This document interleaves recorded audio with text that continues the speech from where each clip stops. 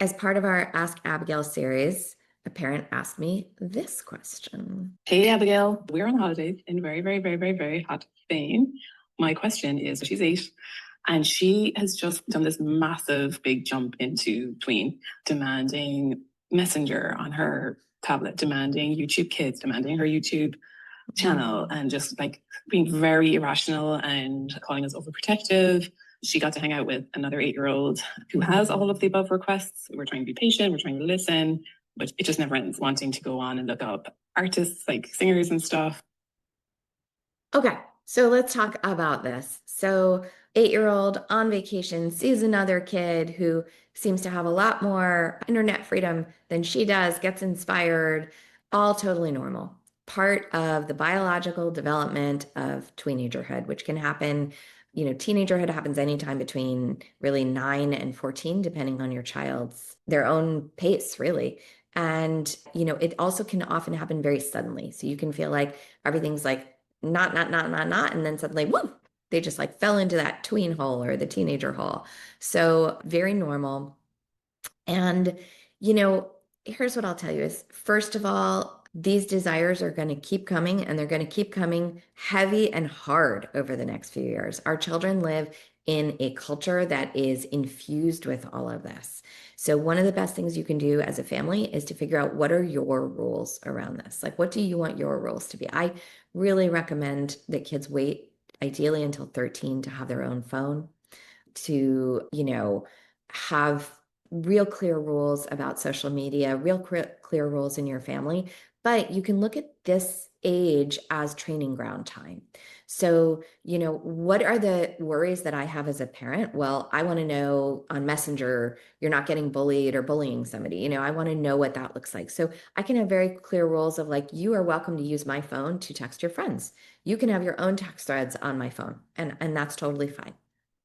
If you're going to give them a tablet that they're going to be messaging on, then to say like, just so you know, I'm here, and if I ever felt the need, was worried about something, it's my right and my responsibility to always be able to check in on your conversations just to make sure that it stays safe. Okay.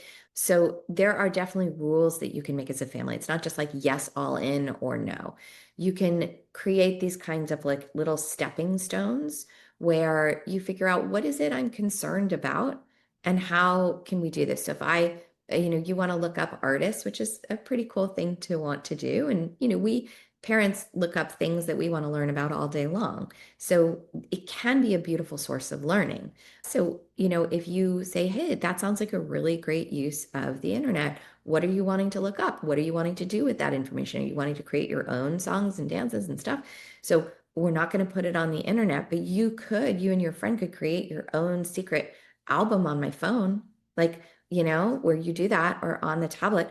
I have to be able to have access to it. It can't get shared anywhere, but you guys could start creating like a whole work of art. Yeah.